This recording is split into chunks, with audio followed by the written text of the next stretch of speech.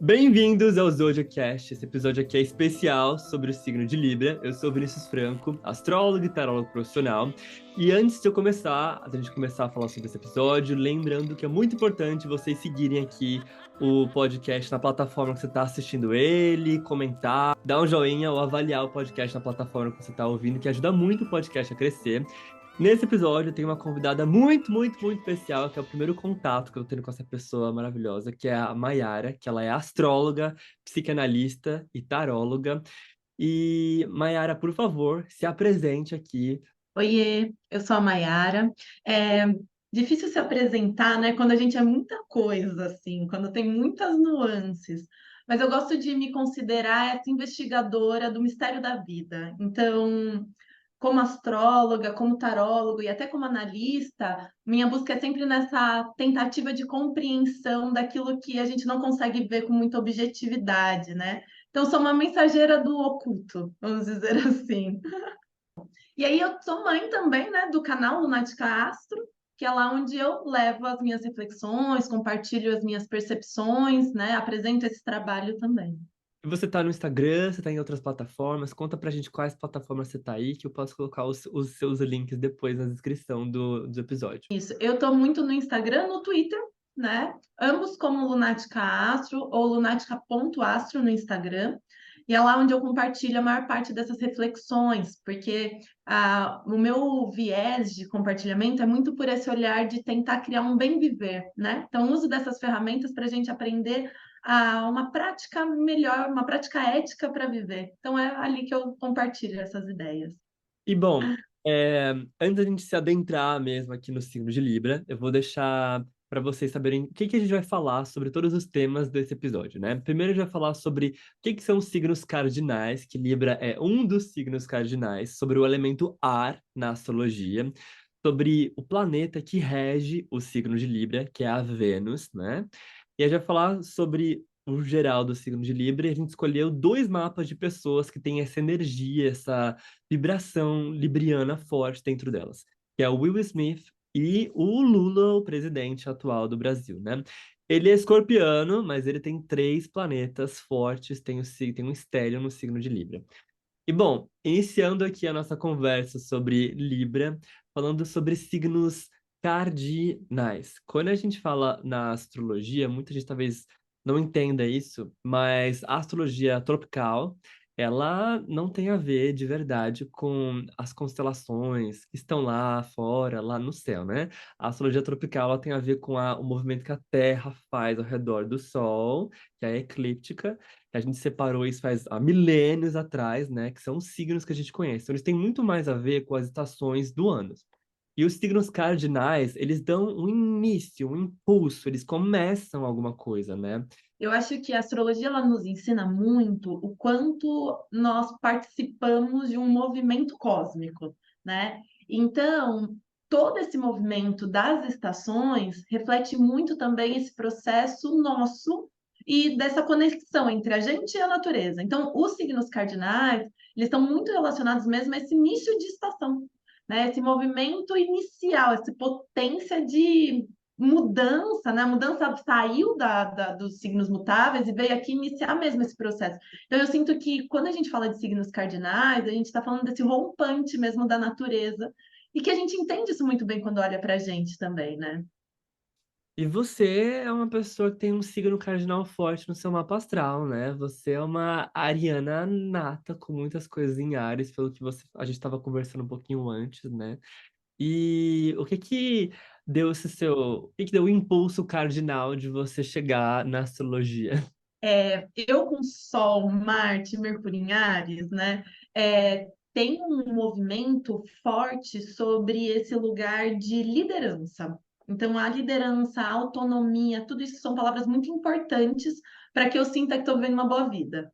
Uhum. Então, até mesmo essa busca espiritual, ela não funcionou muito bem para mim dentro de instituições, porque ali eu tinha que seguir, são típicos dos signos fixos, né? Manter, e o meu movimento é de encabeçar, como uma boa ariana.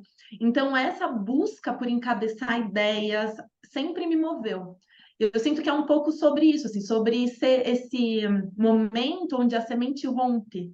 e aí né, o caule começa a subir, eu sou justamente esse movimento de romper.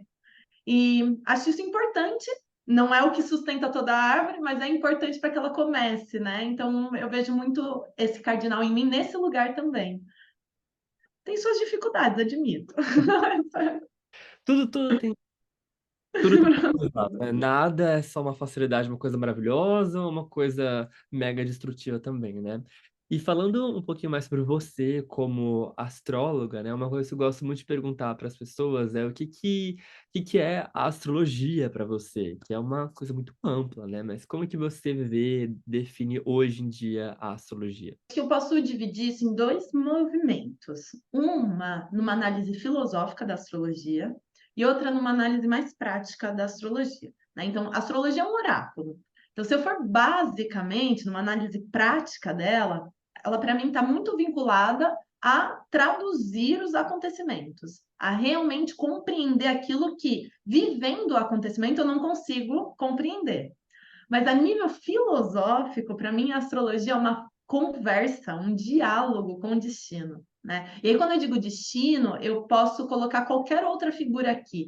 Pode ser um diálogo com Deus, um diálogo com a existência, um diálogo com a vida. A astrologia, ela me ensina muito a entender que eu tenho aqui eu sou pequena perto de um movimento que está acontecendo, né? Então eu participo desse movimento, sabe? Então a astrologia para mim ela é um diálogo com esse movimento muito maior, com esse movimento cósmico, né? E por isso é oracular também, porque eu não sei que movimento é esse. Então essa é uma prática que me ajuda nesse diálogo. Mas eu acho que todos os oráculos, e aí saindo só um pouquinho da astrologia, é linguagem, né? É mercurial. Então, assim, basicamente a possibilidade de dialogar com o mistério da vida. Para mim, isso é astrologia, sabe?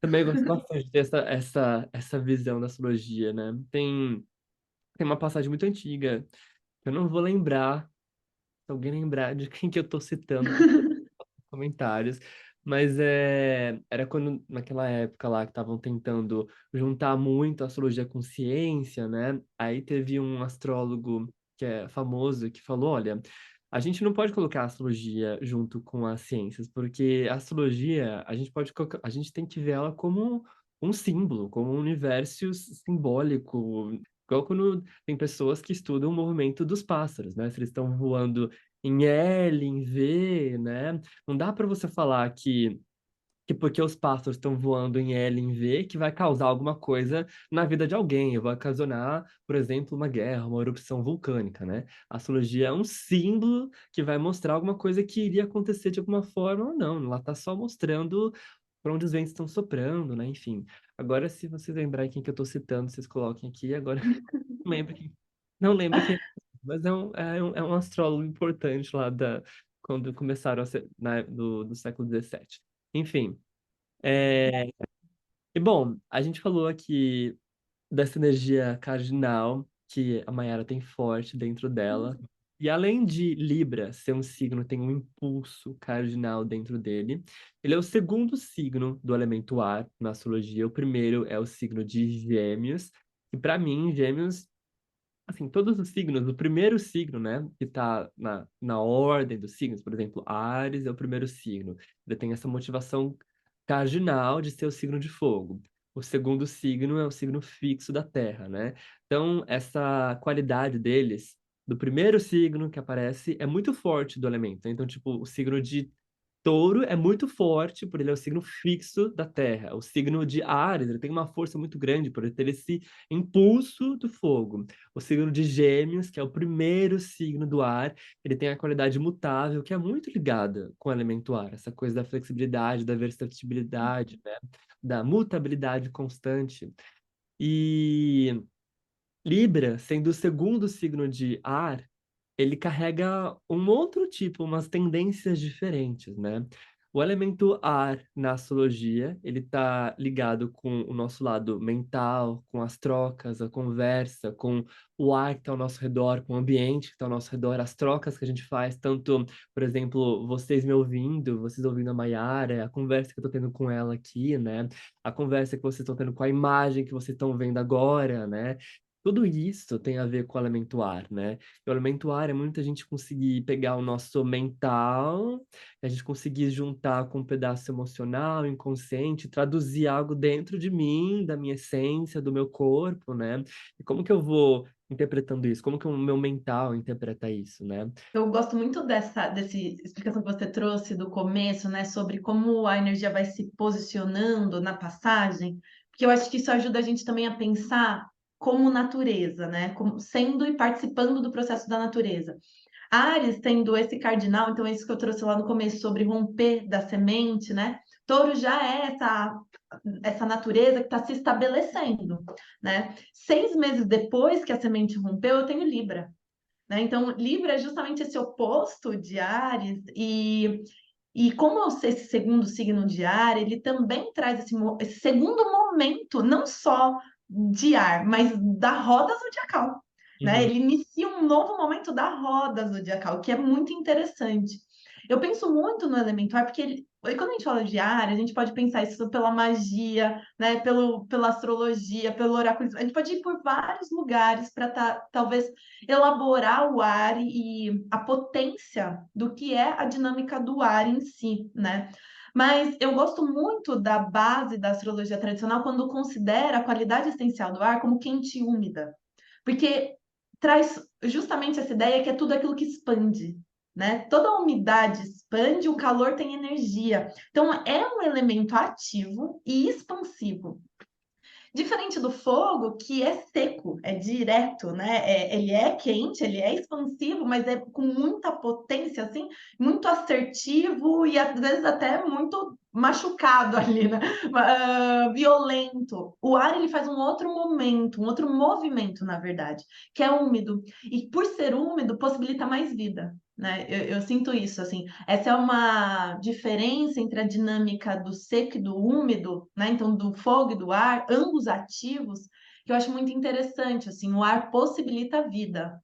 E aí é exatamente isso que você trouxe, né? Essa mente que pode comunicar, que pode conectar, que pode trocar, tudo isso é da dinâmica mesmo desse ar, né? Os outros elementos, de certa forma, visivelmente, a gente consegue ter uma conexão com eles, né? Por exemplo, a gente obviamente consegue ver a terra, a gente obviamente consegue ver o fogo, a gente consegue. A água tá. Nós somos feitos de água, né? Enfim. Mas o ar, a gente não vê o ar, né? A gente só sente ele tá aqui, né? E ele não tá fora da atmosfera da Terra, ele não tá fora de atmosfera de nenhum planeta, né? O ar ele tá contido em alguma coisa. Então, mesmo que ele é uma coisa que a gente não vê, que ele tá livre, ele é esse gerador de vida, ele é esse sopro divino, né? Pessoa. Mitologia, enfim, tem várias vertentes de mitologia diferentes, né? Mas na mitologia, uma das vertentes da mitologia grega romana é Urano. Ele é um dos primeiros deuses, primeiras energias que surgiram. E ele surgiu da separação do claro e do escuro, né? Então surgiu Urano, que é essa força, é como essa força máxima do ar, e Gaia, que é a Gea, que é uma energia receptiva, geradora, né? E Urano é uma energia fértil, caótica, que do caos, do ar, do movimento, das turbulências, dos furacões, ele vai gerando, criando, ele jorra fertilidade, né? Então, eu acho muito interessante essa coisa da gente não conseguir ver o ar, mas ele está aqui constantemente, né? A gente consegue ouvir alguma coisa, a gente recebe sopros, intuições, a gente recebe insights que eles vêm do ar, eles vêm do elemento ar, né? E eu acho bonito pensar nessa dinâmica do ar, inclusive como isso já nessa lógica do que é misterioso, assim, né? Porque eu não vejo, mas eu sinto, e às vezes eu não sei muito bem, é difícil de administrar. Se a gente pensar na própria meditação, ela basicamente é a administração da respiração, desse ar que entra, esse ar que sai, né? E o quanto isso tem efeitos profundos na nossa psique, no nosso corpo e aí no nosso espiritual. Então, esse ar, ele é essencial mesmo à vida, né? Inclusive para aquilo que a gente considera ser saudável, né? Então, é um processo muito interessante do ar. Sim, não existe vida. Eu acho que essa simbologia grega de Urano ser uma força principal, ser esse titã, essa força caótica, criativa, que surgiu, esse primeiro deus principal, assim, é muito de entender como se fosse para a vida aqui na Terra existir, o mental, né? Uma das primeiras leis herméticas é a lei do mentalismo, né? Então, o universo é mental. Então, essa primeira força urânica que existiu, ela tem a ver com isso, que é o ar, o mental, ele faz a vida na Terra existir, né? A vida acontecer, enfim. E bom, indo mais a fundo no signo de Libra, agora que a gente falou sobre a qualidade dele, que é cardinal, sobre o elemento dele, e a gente falar sobre o planeta que rege o signo de Libra, né? Como sempre, para quem é novo, começa a se interessar por astrologia, às vezes a gente não entende isso, mas na astrologia, na verdade, quando a gente fala sobre signo, na história linear da astrologia, signo é uma coisa razoavelmente nova, porque a astrologia muito antiga, a gente olhava muito mais, observava muito mais os planetas. Se você for pegar textos antigos, não tinha nenhuma citação de signo nunca. Eles só falavam planeta, eles conseguiam ver o planeta que estava rising, estava ascendendo no horizonte, ou ele estava abaixo do horizonte, né? Enfim. Então, signo é uma coisa que surgiu depois, né? Mas, enfim, em todos os planetas, eles têm um chefe, um gerente, uma coisa que domina eles, né? Que no caso de Libra é a Vênus. E a Vênus, primeiro que eu sou contra, não contra, assim, eu sou um, faço protesto com pessoas que falam o Vênus, mesmo que seja um planeta, que é um corpo, talvez masculino, na linguagem portuguesa seja uma coisa masculina, mas a Vênus tem que ser a Vênus, tem que ser a Vênus, ou mesmo que seja um planeta, porque a Vênus ela desde a mitologia sumérica, ela tá ligada com vários mitos de deusas. Então, precisamos falar da Vênus, que ela é regente do signo de Touro e a regente do signo de Libra.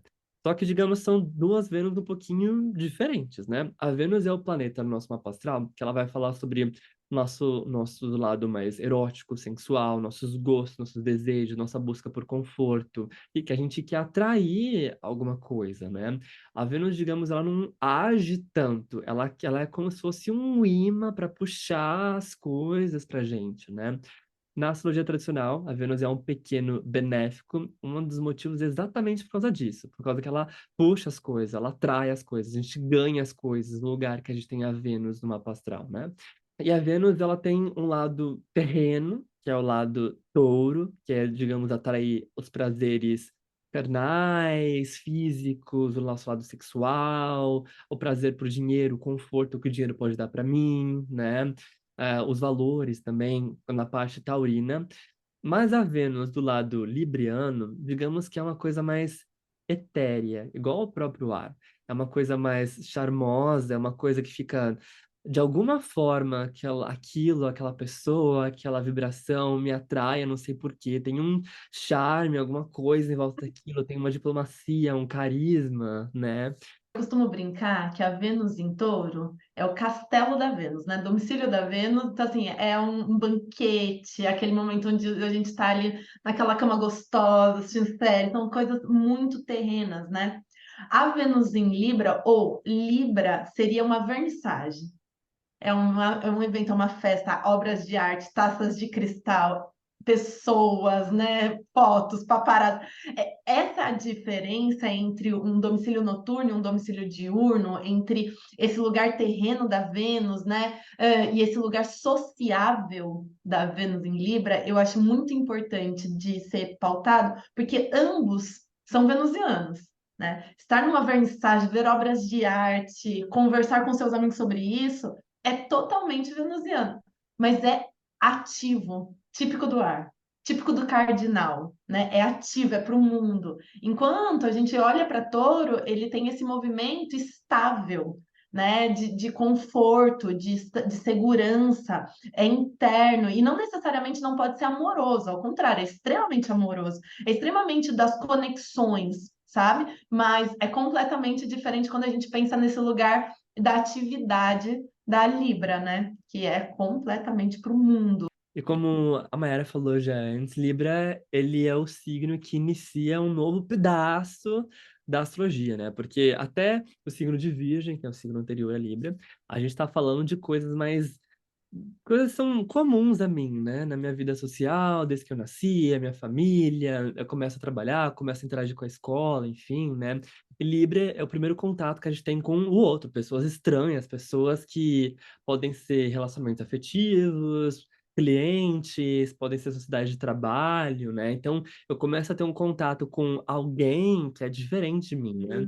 E já no signo de Gêmeos, a gente começou a interagir com o mundo, com os meus colegas, meus amigos, meus irmãos, né? Eu comecei a aprender a lidar com a sociedade, com um jeito de falar, de agir.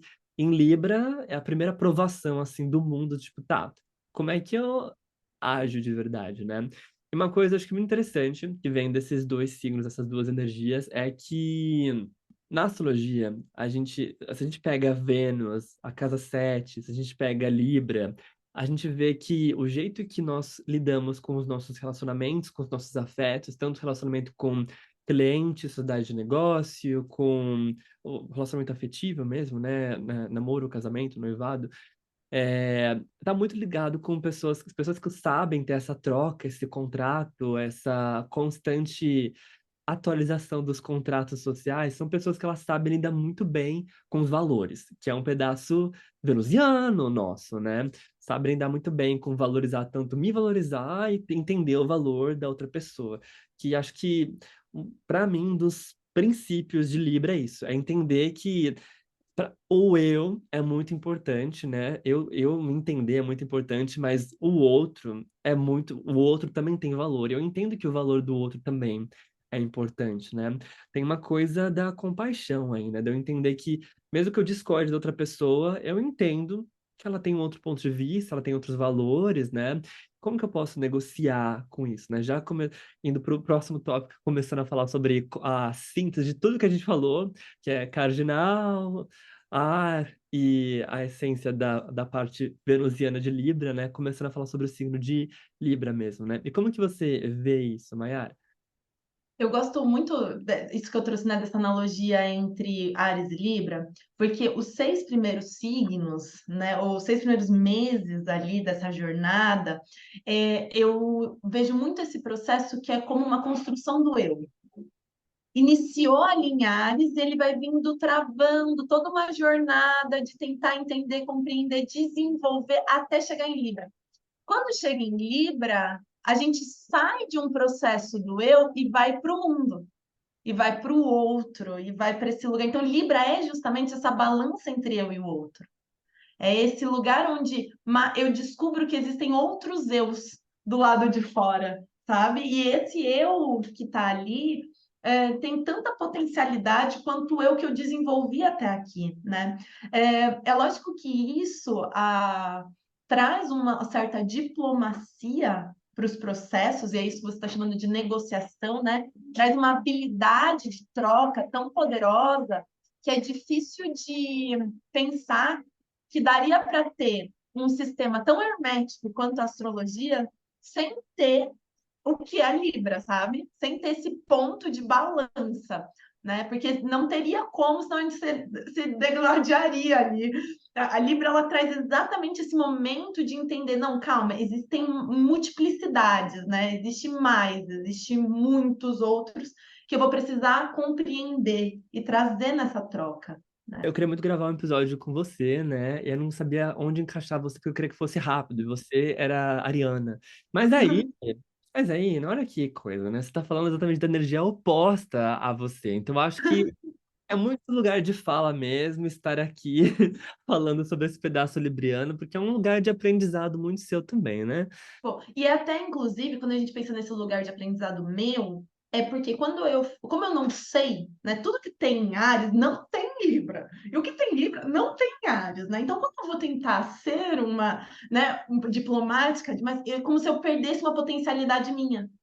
É como se eu não soubesse fazer esse equilíbrio, né? Eu vou para um extremo que eu não sei lidar. Então, quando é um trabalho meu, inclusive, trazer um equilíbrio de não perder a força de Ares, aprendendo a ser livre. Senão eu vou lá para outro extremo, aí eu fico passiva demais, já não, sabe, perdidaça, não sei o que fazer. Eu amei o jeito que você colocou aí e falou o signo de Libra. Eu gosto muito dessa visão, assim. Eu gosto muito de usar vários termos como inteligência social, estratégia, um pouquinho um lado mais manipulador, no sentido, assim, de Maquiavel, de sabe, entender muito bem as pessoas, entender como lidar com os outros, como entender, porque Maquiavel fala muito bem, né? Acho que uma coisa que a gente está passando no mundo tem muito a ver com pessoas que estudam muito bem Maquiavel também na vida, né? Quando a gente polariza o mundo, a gente começa a dividir as pessoas muito assim, num total assim, total extrema direita, total extrema esquerda, assim, né? Um total pessoas reacionistas, pessoas são muito pacíficas, né? A gente começa a enfraquecer muito as pessoas, né? E Maquiavel falava, se você quer que as pessoas vençam de verdade, que alguma coisa aconteça, você precisa ter a união do todo, né? Que para mim esse é o lado da diplomacia libriana, de você saber, tá, como que nesse meio aqui de pessoas e tal, que têm ideias muito diferentes, a gente consegue fazer uma ponte? Como que a gente vai traçar essa ponte, esse caminho para ter essa união, para a gente chegar em algum acordo, né? Que assim, Libra e os pedaços do seu mapa que você vai ter o signo de Libra, claro que você tem várias coisas maravilhosas, mas tem um desafio assim muito difícil, porque lidar com as outras pessoas é um desafio muito grande. Lidar com as pessoas pode ser em trabalho, em relacionamento afetivo, assim. A gente tem que estar o tempo inteiro entendendo que o outro é um outro, tem uma vivência totalmente diferente da sua, uma infância totalmente diferente da sua, viveu vários traumas diferentes, tem uma história, tem vários símbolos diferentes do seu, dá valores diferentes para os símbolos que você tem dentro de você, né? E Libra é essa energia social, o signo do ar, que começa a fazer a ponte sobre isso, né? A gente começa a entender. Eu gosto de falar também que às vezes Libra é como se fosse tipo, a ligação de, por exemplo, qualquer coisa com Libra, com Mercúrio, por exemplo, Vênus, conjunção Libra, Vênus oposto Libra, Vênus trígono sextil, podem ser pessoas que podem, de alguma forma, aí, se dar bem com, tipo, design de interior, com arquitetura, porque podem ser pessoas que têm uma noção muito boa do espaço que eu tenho, o que que eu coloco dentro desse espaço, como esse espaço vai afetar as pessoas que estão dentro desse espaço, né? Vai me afetar, né? Para mim, isso é uma coisa muito, muito libriana, né? Não tem como imaginar Libra sem falar de arte, né? Eu acho que quando a gente fala de Vênus, ela traz esse lugar do gostar, ou melhor, do nutrir os sentidos. E a arte, ela tem essa função na maior parte das vezes, né? Ela nutre os nossos sentidos, mesmo que seja causando revolta, mas ela nutre os nossos sentidos. Então, Libra tem uma habilidade muito, muito grande para esse lugar do design, principalmente funcional, porque não é simplesmente arte pela arte. Libra não quer arte só pela arte. Libra quer arte para o bem-estar coletivo, né? As festas, o que eu conheço de librianas, são ótimos em fazer festa, mas é porque pensa, tem um olhar muito positivo, criativo para olhar para todos os convidados ali, né? Para todos se sintam bem, todos se sintam confortáveis. Então, essa ponte acho que é muito boa, porque é típico da balança mesmo, né? É criar justamente essa ponte entre o que eu desejo e o que é desejo do outro. E que por mais que a gente tenha significados, né, temas diferentes na vida, a gente olhe para o mesmo verde e traduz esse verde de formas diferentes, talvez a gente possa encontrar um caminho criativo que esse verde componha, sabe? Então, o Libra traz muito disso. E que casa muito para esses olhares, onde a arte está, onde as festas estão, onde a arte está colocada de maneira muito bem afetiva ali, né?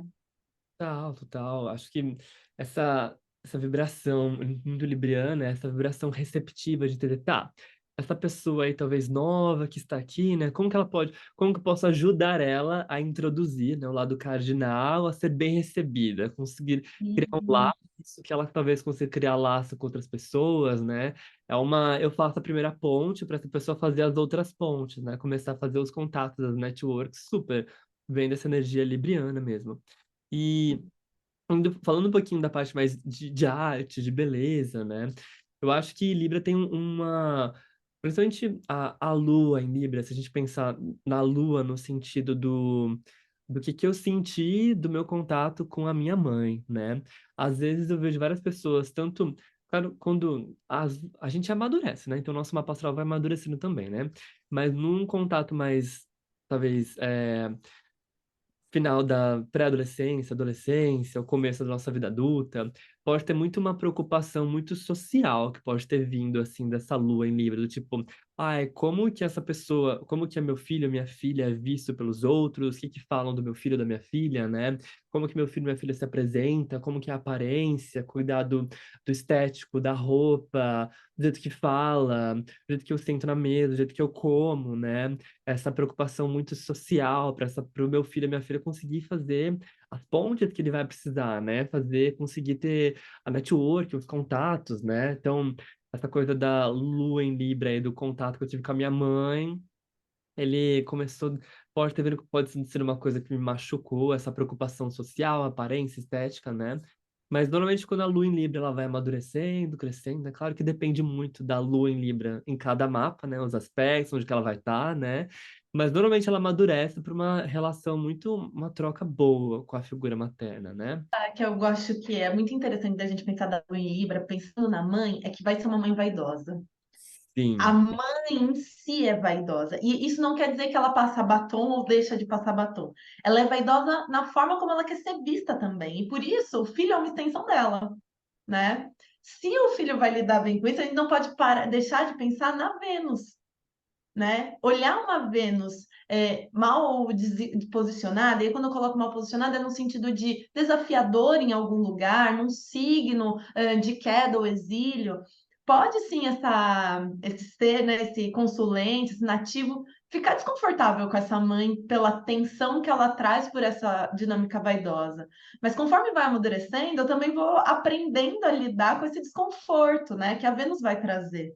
Então, aí a atenção não é nem só com a mãe, mas com os próprios desejos, né? Então, é muito interessante pensar o quanto cada indivíduo, eu acho que isso é uma mensagem muito libriana, é um mapa completo. É um universo completo. Então, Libra nos ensina muito esse lugar de olhar para o outro, sabendo que o outro carrega todos os planetas, sabe? Com todas as nuances, com todos os causos ali, né? E que nesse processo a gente vai precisar também continuar nesse olhar de não sei, inclusive, qual o mistério que existe ali, sabe? Então, acho que isso também é muito interessante, até nas relações com os nossos familiares, como é o caso da mãe. A gente falou agora sobre a Lua no signo de Libra, né? E o Sol, que é um lado do nosso mapa que fala muito sobre as minhas automotivações, a minha identidade, né? Tem uma certa ligação com o meu ego, né? O ego não é só o Sol, mas tem uma ligação forte com isso daqui, né? E o Sol em Libra, como ele, o Sol no geral, ele fala muito igual o próprio Sol no sistema solar, que ele é o centro do sistema solar, ele talvez não seja tanto centralizador, talvez não seja tanto uma energia tão heliocêntrica assim, igual a gente espera normalmente de um Sol, né? Às vezes, dependendo de como, das qualidades do Sol, né? Como é que ele está posicionado, dos aspectos que ele está fazendo no mapa, né? Pode ser algumas pessoas que vêm com alguns desafios exatamente disso, de algo que você tem bem trabalhado na sua essência, né? Que é o oposto. De eu entender o meu eu, a minha autenticidade, a minha essência, né? Quem tem muito Libra, às vezes, pode ter uma dificuldade de entender quem que sou eu, né? Eu vejo muito, assim, naturalmente a gente aprende muito sobre nós no contato com as outras pessoas, né? Tanto se não existisse ninguém no mundo, como que você saberia que você, que você é um humano, né? Como que você teria consciência de você se não existissem outras pessoas, né? Mas pessoas que têm muito Libra, pode ter demais essa autovalidação do eu, do ego, da minha essência, que vem muito dos outros. Às vezes tem uma dificuldade do silêncio, no exílio, né? Na minha solitude, de eu entender que, isso é a minha essência, isso é a minha autenticidade, isso é a minha vibração, a minha energia, né? Longe das outras pessoas, né? O que você acha sobre isso? Até como psicanalista, né? Eu acho muito interessante que eu vou fazer uma referência aqui de Sol e Saturno, né? Porque acho que é bem do que você trouxe, assim.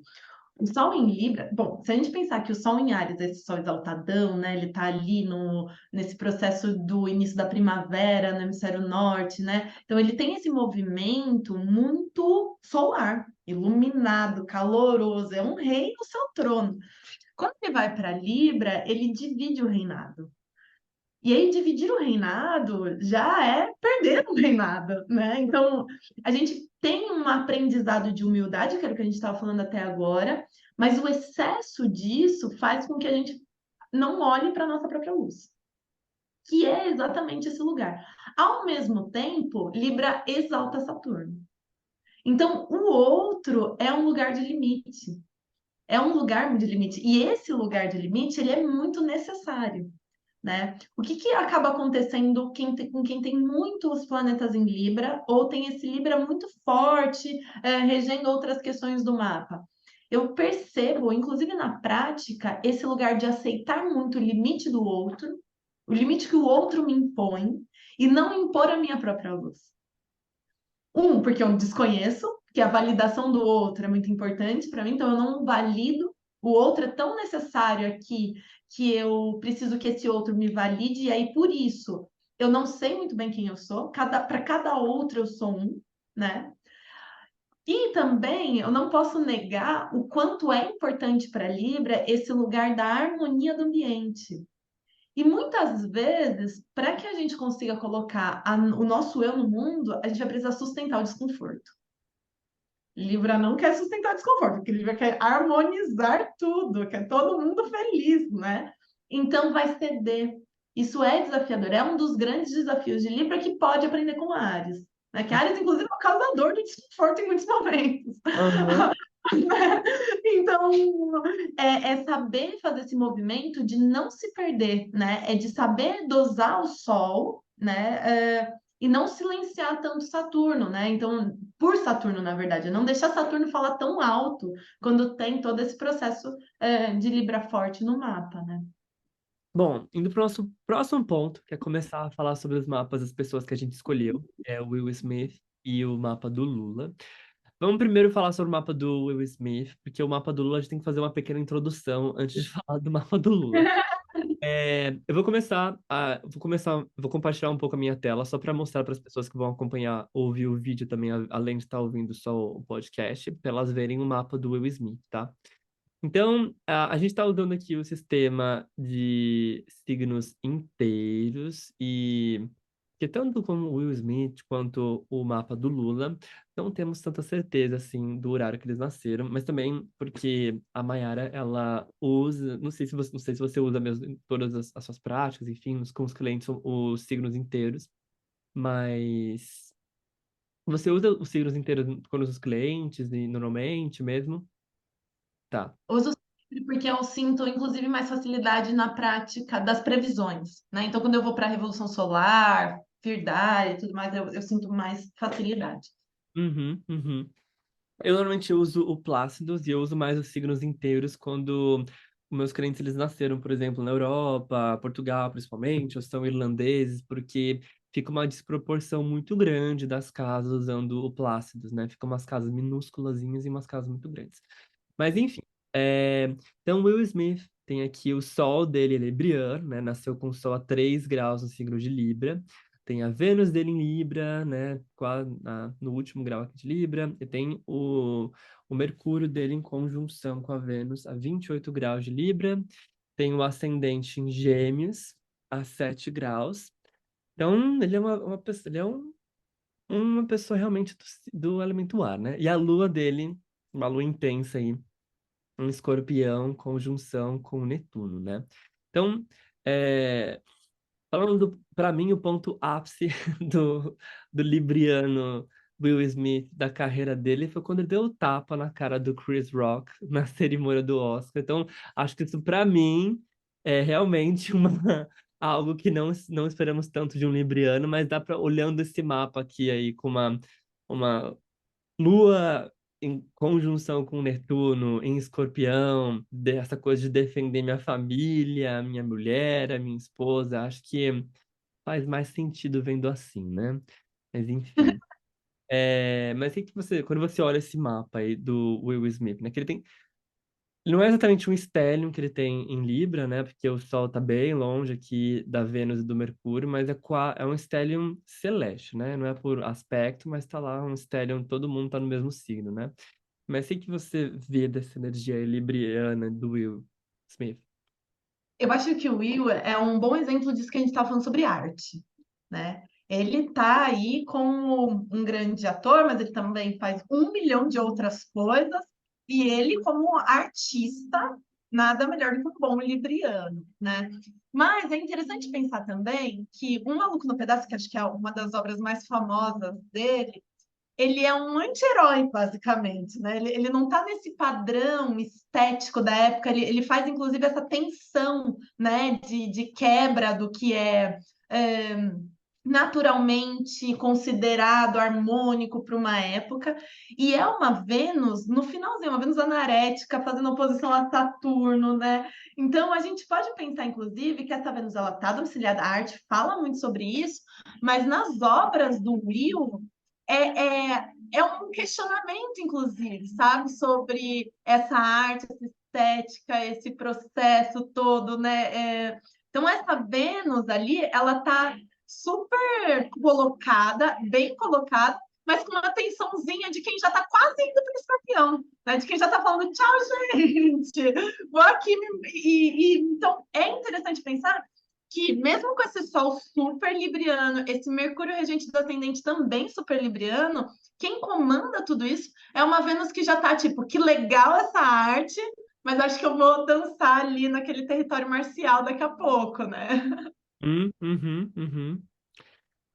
E é um aspecto fraco, né? Porque tem uma órbita bem meio larga, assim, mas a Vênus dele tá fazendo uma. Quer dizer, a Vênus e o Mercúrio dele fazem uma oposição com o Saturno dele em Áries, né? Então, alguma coisa dentro dele leva a forma artística, expressiva, da estética dele muito a sério, né? Ainda mais que é um.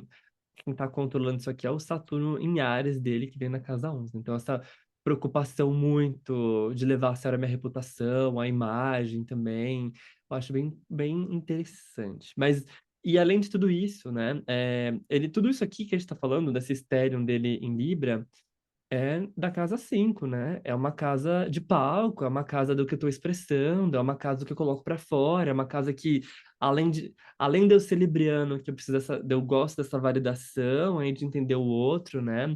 Mas eu gosto de estar em evidência, de ter o spotlight, de ter os holofotes a mim também, né?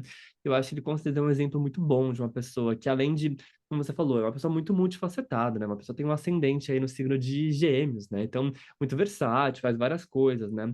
E o Will é um ótimo comunicador. Ele fala muito das pautas, tanto sobre racismo, várias pautas políticas, enfim.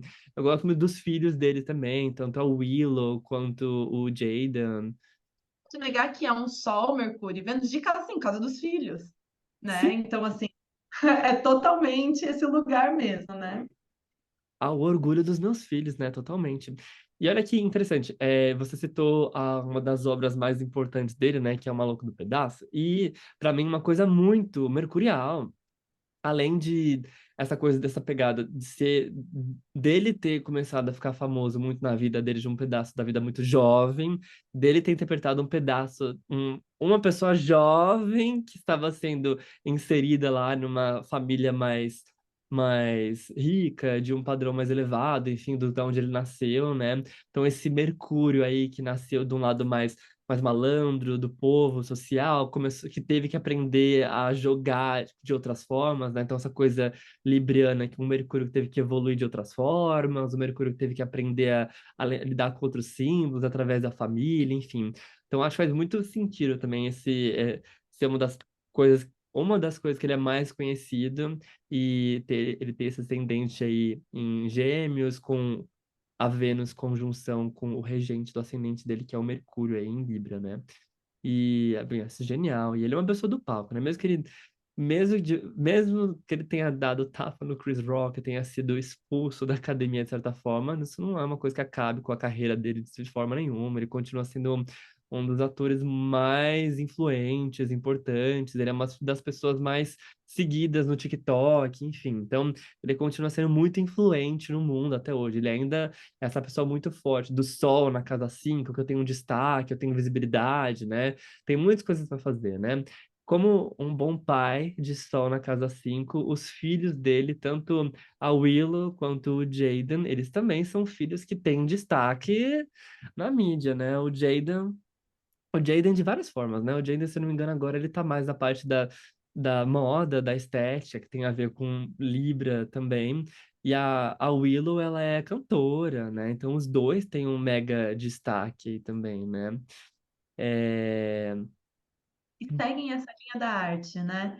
Eu acho que é muito bonito a gente observar no mapa como o mapa mostra toda a vida do nativo e não só o nativo, né? A casa 5 sendo a casa dos filhos, os filhos seguem essa linha venusiana, seguem essa dinâmica totalmente que o pai aqui apresenta, né? E segue, então, o Will, no próprio destino, na própria constituição da vida, vai ter esse contato com filhos que vão seguir a arte, vão seguir todo esse processo venusiano que ele mesmo vivencia, né? Então é bonito perceber, inclusive, esse sol, né? A gente está falando que o sol em Libra ele tem uma queda, né? Esse sol traz, na verdade, para a história do Will um papel importante de ser uma das primeiras figuras também desse movimento negro a chegar, né? Então ele vai lá de trás, ele se destaca e ele vai fazendo, ele sabe jogar o jogo, sabe? E continuar até ele chegar hoje para poder falar de racismo ali no Instagram e tudo mais, mas numa outra época, né? Ele começa a ficar famoso no momento onde ele talvez não pudesse ser tudo isso. Mas ele sabe, ele joga, ele vem a ponto de, no 2022, ele dá aquele tapa, mas já muito seguro de si. Então, assim, esse sol em cada ele amadurece, né? Então, aquilo que a gente falou sobre ceder muito ao outro, pode sim ter acontecido com o Will no começo da sua carreira, mas hoje ele não tem nem por que fazer isso, né? Então, a ponto dele sustentar o desconforto dele ser aquele sol que a gente estava conversando quando falava desse movimento do sol em Libra, né? Total, total. E falando dessa coisa do poder, né? De eu ter da Libra essa parte estratégica, eu aprendi a jogar o jogo da sociedade, do mundo, eu fui crescendo, eu fui criando minha própria reputação, minha própria autenticidade, meu próprio poder. Ele tem aí a lua dele em conjunção com Netuno, né? Netuno é um dos regentes da música, da arte, de filme, de televisão, né?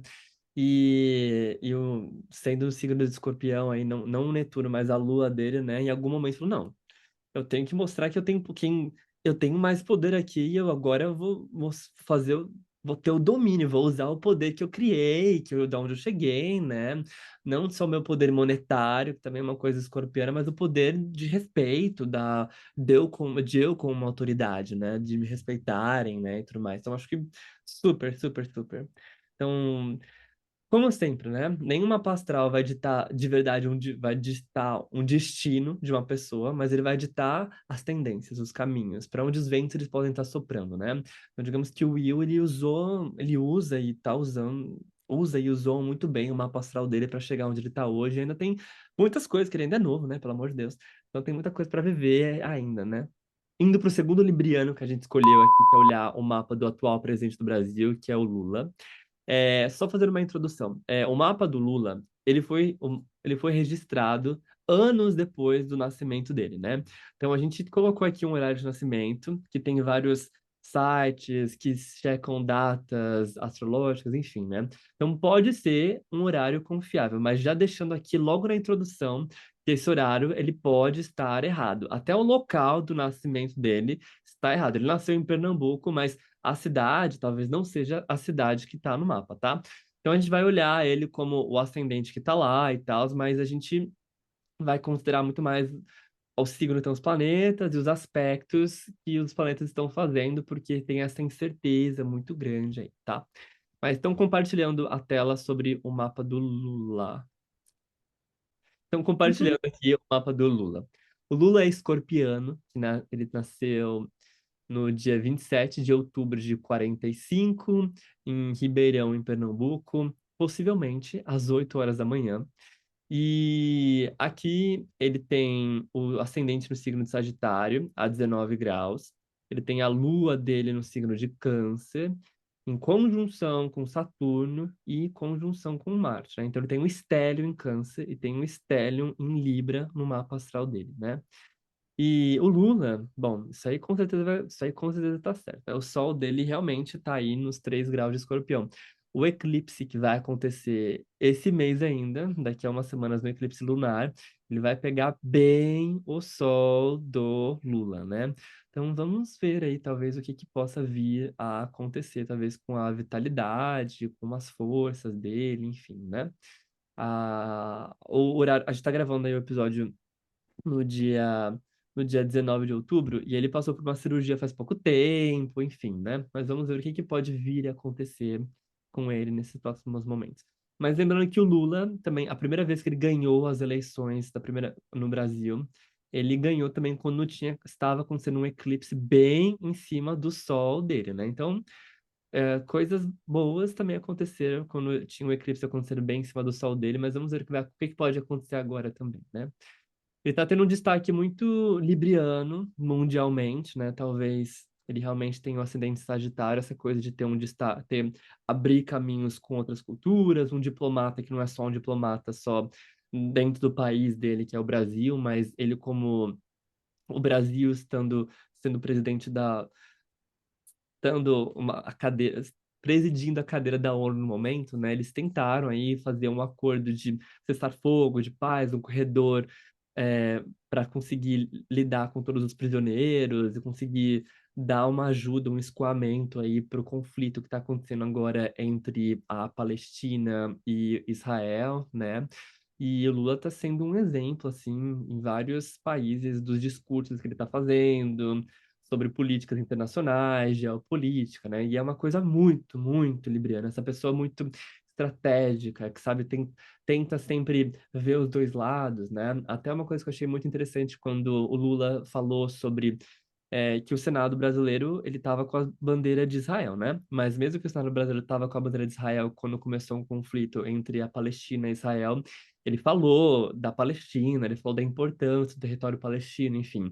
Ele falou da importância de um lado, mas falou da importância do outro lado também, que é uma coisa muito libriana, né?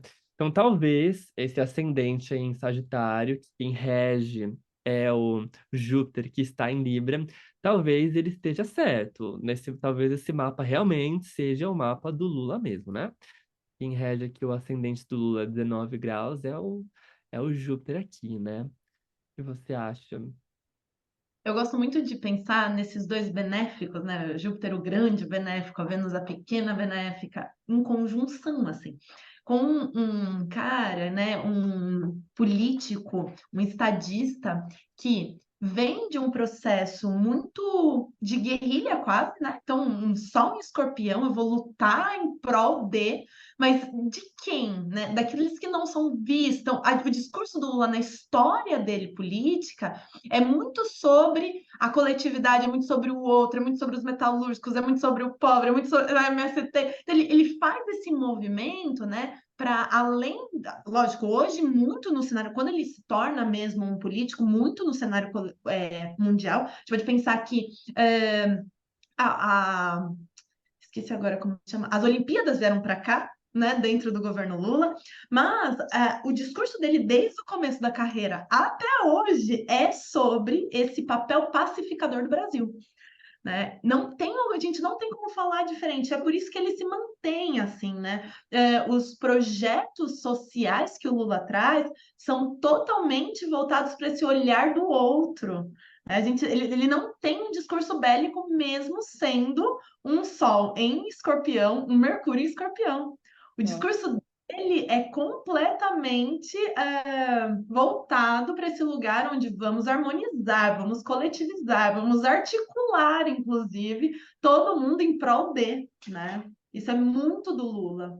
Uma coisa muito interessante também, se a gente realmente considerar esse mapa com ascendente Sagitário, desde o começo ele fortaleceu muito o contato dos países da América Latina mesmo, né? Fortaleceu muito o Mercosul, foi muito o que você acabou de falar, de tentar fortalecer não só o Brasil, mas o Brasil como uma potência lá diplomática no mundo, de tentar fortalecer o bloco econômico, né? E agora, além de estar focando no Mercosul, ele também foca muito nos BRICS, né? Dos BRICS estarem tendo essa negociação de ter uma moeda comum, enfim. Então, eu acho que realmente ele tem um ascendente em Sagitário. E uma outra coisa, né? O Lula ele foi preso e ele tem o Sol na casa 12. Então, talvez esse mapa astral realmente esteja certo, né? Porque várias pessoas famosas, influentes, que foram presas na vida, têm o Sol na casa 12, né? Além de ser uma casa que ela fala sobre nossa saúde mental, espiritual, energética, ela fala sobre prisões, tanto prisões mentais quanto prisões físicas mesmo, né? E então realmente acho que esse mapa tá faz muito sentido, né? Olhando para isso.